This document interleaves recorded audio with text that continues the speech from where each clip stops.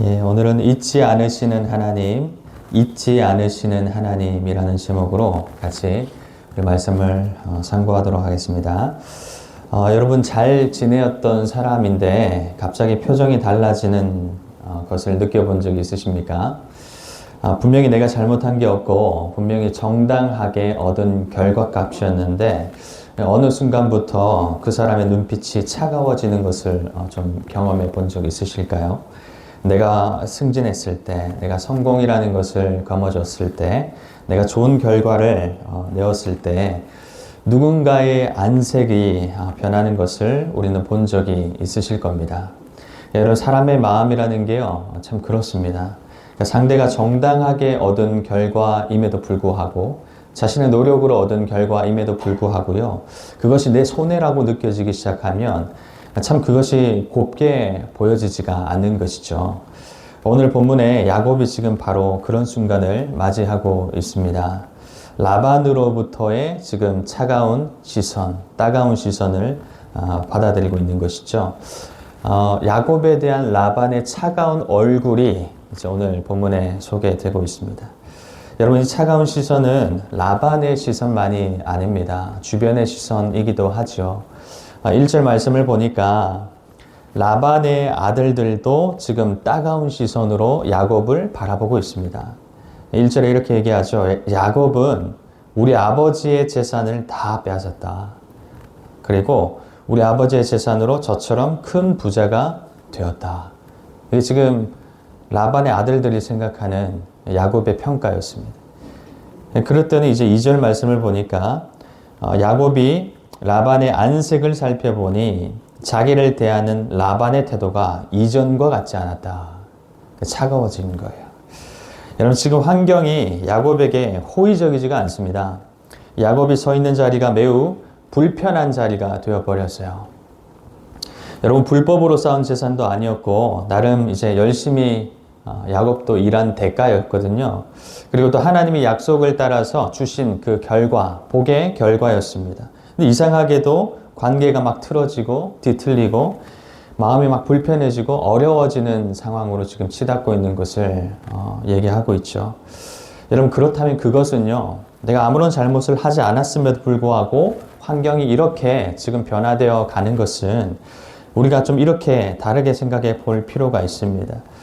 단순히 인간관계가 틀어지고 있는 것이 아니라 하나님께서 지금 야곱을 움직이시기 위하여서 그 환경을 바꿔주시고 계신다. 이렇게도 생각해 볼 필요가 있다는 것이죠. 우리는 종종 문이 열려야지 하나님의 뜻으로 압니다. 그리고 모든 관계가 회복되고 좋아질 때 그것이야말로 하나님의 뜻이야. 이렇게 받아들이기 마련이잖아요. 근데 여러분 하나님은 때로는 반대로 일하시거든요. 지금 있는 자리에 계속 머물러 있지 않아야 할 때에는 우리 하나님은 그 자리를 불편하게 만드십니다. 그래서 약속했던 환경이 더 이상 편안하지 않도록 만드시는 거예요. 그리고 의지하던 것들을 다 흔드시는 때가 있다는 겁니다. 그러니까 지금까지 머물렀던 자리를 떠나야 할 때가 되었음을 하나님은 이런 방식으로라도 그 성도들에게, 그 자녀들에게, 그 사람에게 알리신다는 거예요. 그래서 여러분 지금 이 불편한 환경이 이해가 안 될 수 있습니다. 내가 아무런 잘못을 하지 않았는데도 왜 이런 지금 환경에 처해 있는 거야 하면서 원망과 불평할 수 있겠죠. 그러나 나중을 되돌아보면 훗날 다시 여러분 생각을 해보다 보면 그 불편함이 우리 하나님이 원하시는 자리로 옮기는 하나의 통로였구나는 것을 뒤늦게 깨닫게 되는 때가 우리 인생 가운데 있을 수가 있다는 거예요. 그래서 야곱이 지금 그 순간을 맞이하고 있습니다. 그러니까 여러분 성도는요 계속 주목할 수밖에 없는 거예요.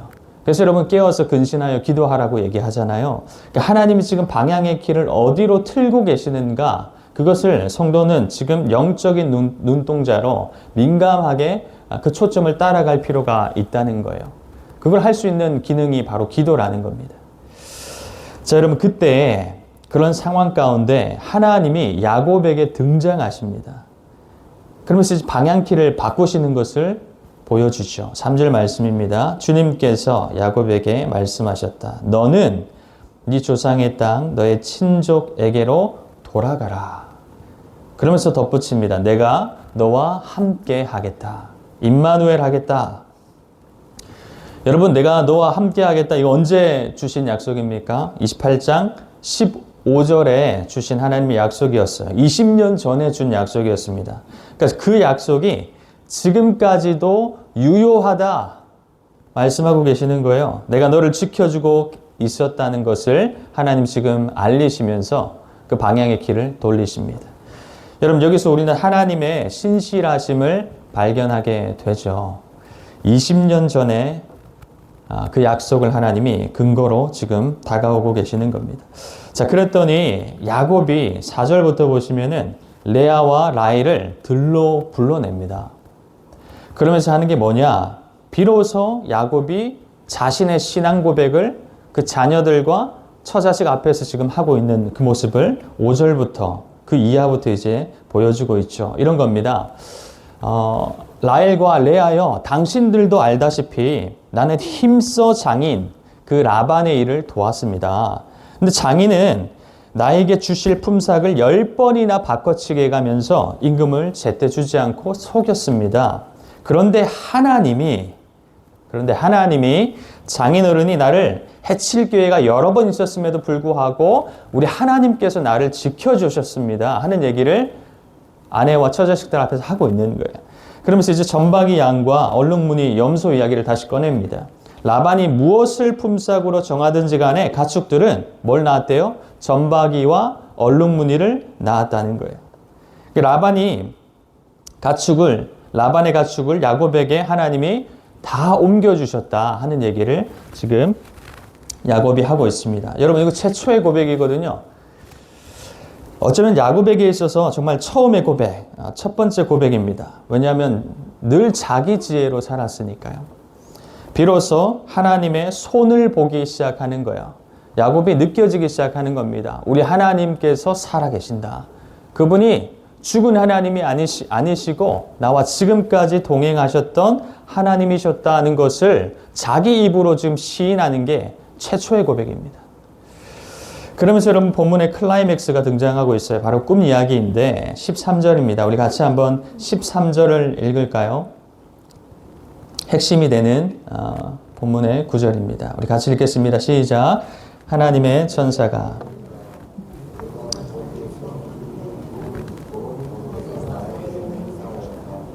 이제 너는 곧 이 땅을 떠나서 하고 말씀하셨습니다. 여러분, 뭐라고 얘기하고 있습니까? 나는 베델의 하나님이라. 이것이 오늘 설교의 가장 중요한 핵심 문장입니다. 나는 베델의 하나님이라. 여러분, 하나님이 왜 굳이 자기를 소개하시면서 아브라함의 하나님이다.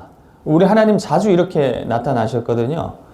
자기의 선조의 이름을 따서 나는 누구누구의 하나님이야 라고 등장하셨습니다.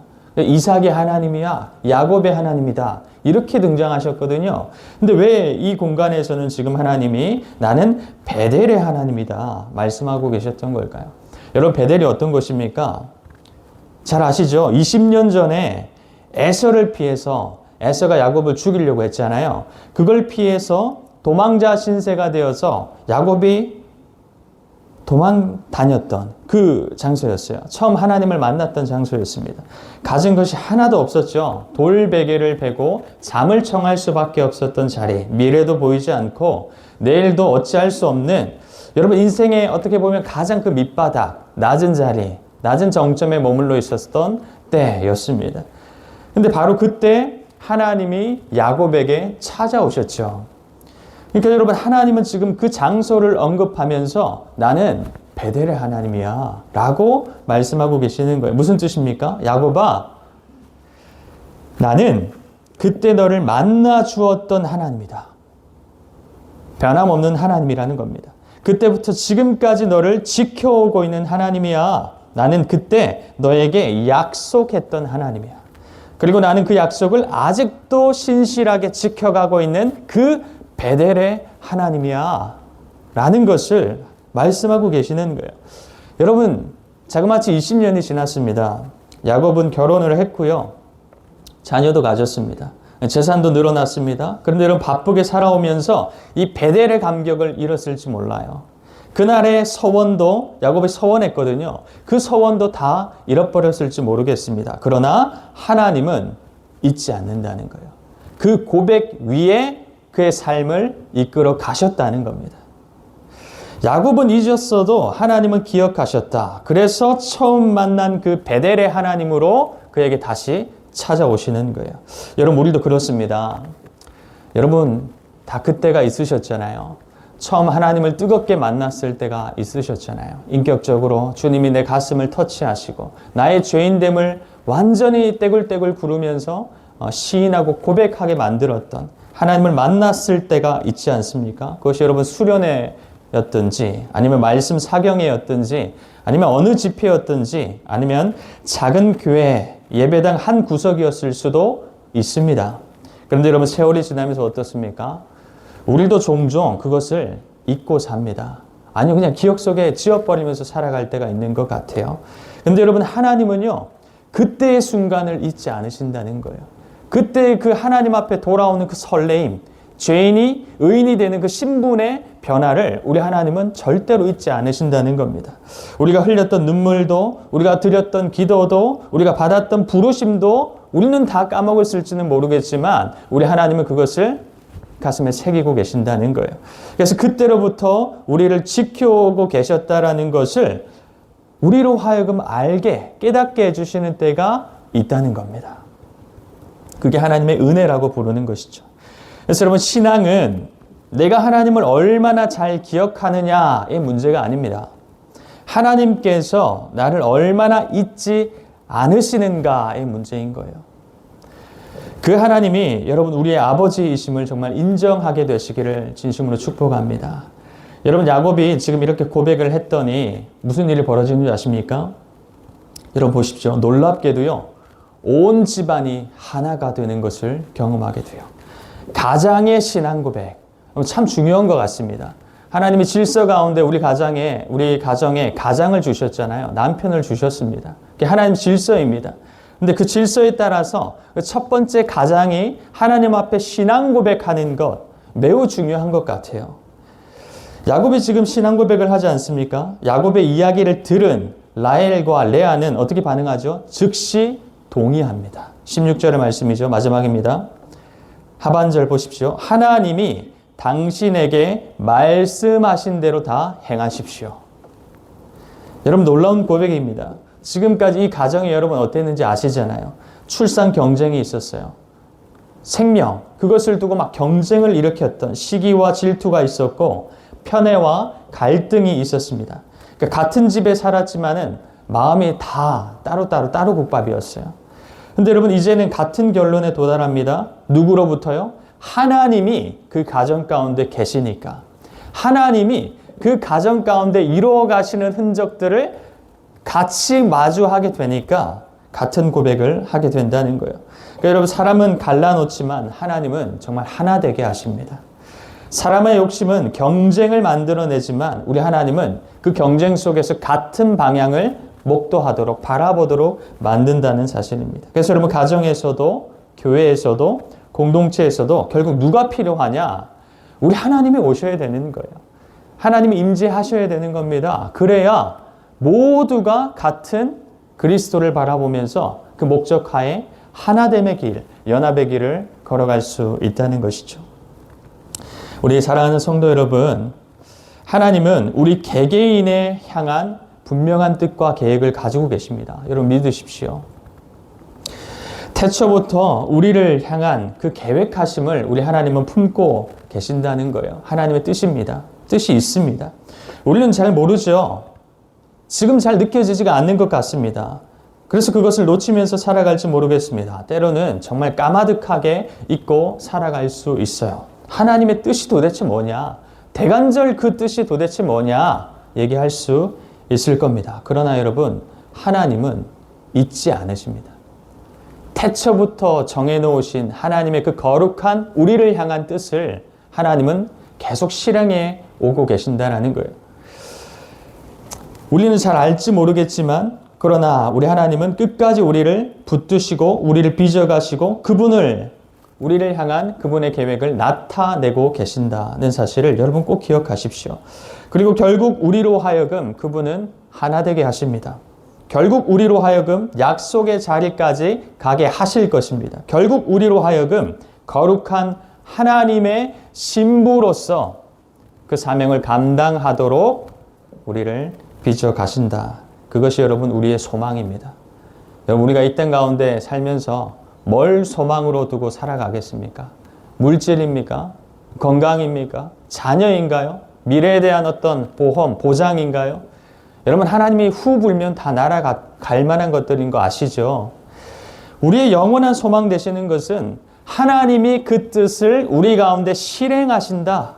그래서 거룩한 신부로 우리를 올려놓으신다. 그 끝내 새하늘과 새 땅에 우리를 초대하시고 초청하신다. 그것이 여러분 우리의 성도의 영원한 소원이 된다는 것을, 소망이 된다는 것을 믿고 살아가는 은혜가 정말 우리 가운데 넉넉해졌으면 좋겠습니다. 여러분 이것이 야곱의 하나님이셨고요. 또한 우리의 하나님이시기도 합니다. 자, 그러므로 오늘도 나를 기억하시는 하나님, 끝까지 나를 붙드시는 하나님을 여러분 우리 또한 잊지 않고 그 하나님을 사랑하면서 살아가는 저희가 되었으면 좋겠습니다.